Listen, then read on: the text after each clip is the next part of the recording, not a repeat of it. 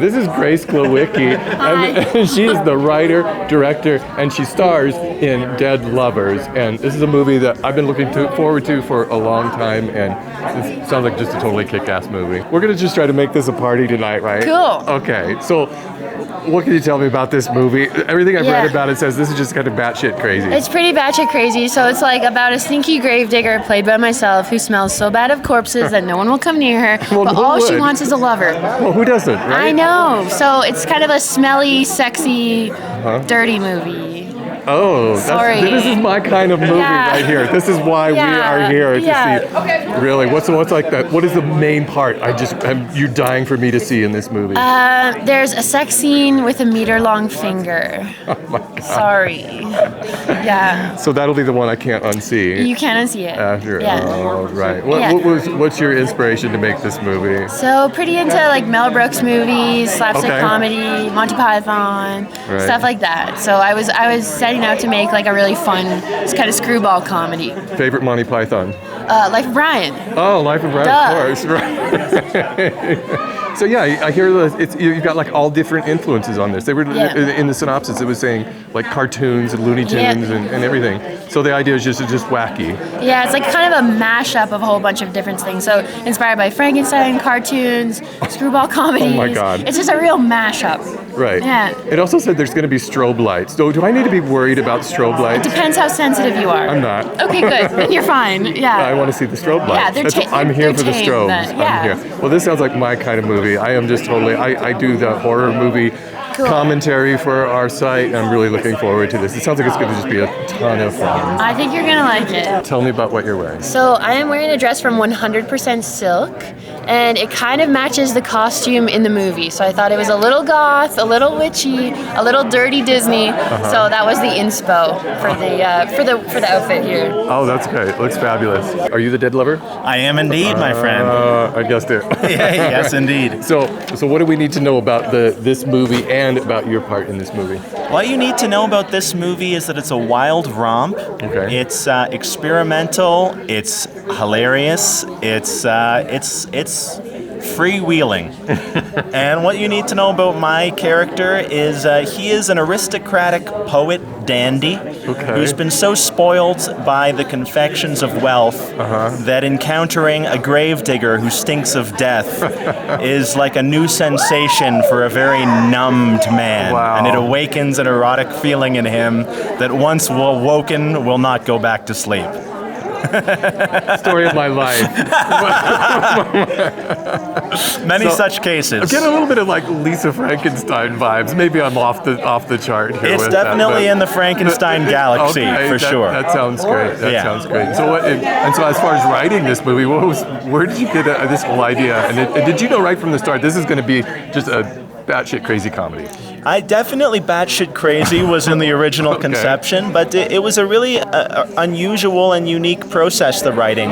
Grace, the director, she brought together myself and 3 other people, 2 other filmmakers and 1 psychoanalyst, and just had a number of open, freewheeling conversations with us, and kind of just tried to get a stew going of different ideas without cohering them into a narrative at first.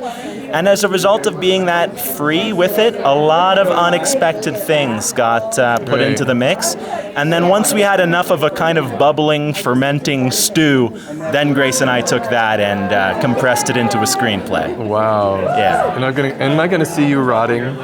Rotting? Yes. You'll see me doing many things. Many things.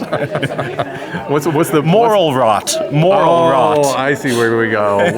What's the best rot that I need to look for? The best rot? Yeah. Moral rottenness. I would say that the gravedigger, once she loses her lover, once he becomes the dead lover, let's just say that her erotic feelings towards him, once he's resting in peace, do not come to an end.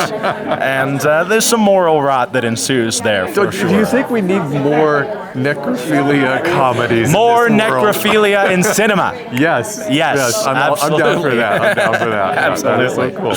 Well, congratulations on the film. Are you excited about Sundance to be here? Absolutely. It's got to be a dream, right? It really is. It really is. It's very special, and it's exciting. Yeah, it's very special for us, and we're very grateful grateful to be here. Tell us about editing this film. Okay, so what I've understand so far from talking to the director and the dead lover himself. The dead lover himself. Is that we're expecting a crazy mix of all different types of genres thrown into this one thing. So tell me about that editing process. It was fun.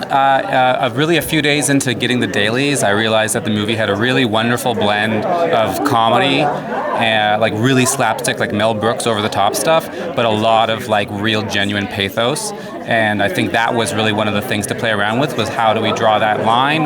What is it exactly? What's the balance? And I think that hopefully we really landed it. But that's one of the great things that Ben and Grace created, was just a really beautiful, genuine, but really hilarious, fun film. Right. And did you work closely with them during the editing process? Or is this for sure, yeah. Grace and I started editing together in May, and then we worked for months together, and then took a hiatus, and then came back together and worked for months more. So about 6 months of editing with Grace almost every day. Right. You're trying to edit out those last few seconds before the premiere here? Or you've had this premiere ready for a while now? We locked in end of October, and I haven't seen any of the score or the color or the VFX they've done, so I'm actually very... So this is it? This is your first time seeing this thing? The final thing. I'm very anxious, yeah. I asked to get into the mix, but they said there's too many cooks at the moment. Are you excited about it? I am, yeah. I'm a little anxious too, though, because you play around with like temp music and all this stuff. You see it one way for so long, and then seeing it a totally different way, what suddenly can be a bit jarring. Right. So I think I might need to see it 2 times so I could adjust. Right. You know. And you've probably seen it so many times editing it already. 5 billion.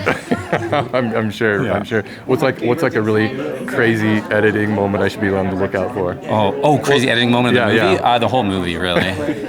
No, you have to make one. No, I mean, that was the thing. Really early on, I just started doing really crazy things, just like playing around with lots of sound effects, like slapstick stuff, like weird dissolves, timed speed ramps, all this sort of stuff. So I don't know off the top of my head one crazy one, but the whole movie has a real kind of energy to it. So who's your character in this movie? Well, it's kind of a crazy movie because Grace plays one character, and the three of us play a bunch of characters. So I play about 5 characters in the film. I'm getting the impression that I don't know what to expect going into this movie. I think that's a really smart way to approach this movie. This is my kind of movie. I would say there's nothing you've seen like it. It's definitely unexpected. But yeah, I play everything from a like mean, evil, gossiping woman to a nun to a badass guy with a sword who kicks down doors. So it's just one of those kind of films where I play like a million things.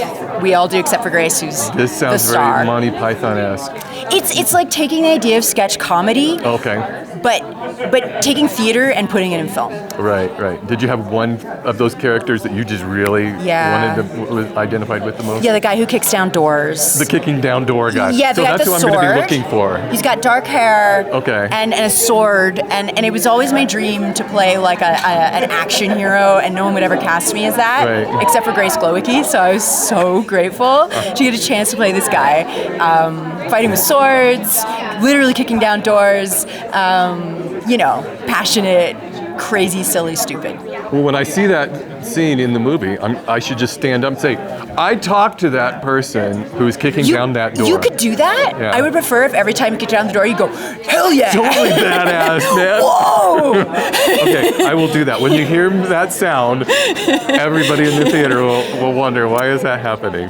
Maybe not. Hopefully they'll be doing it now.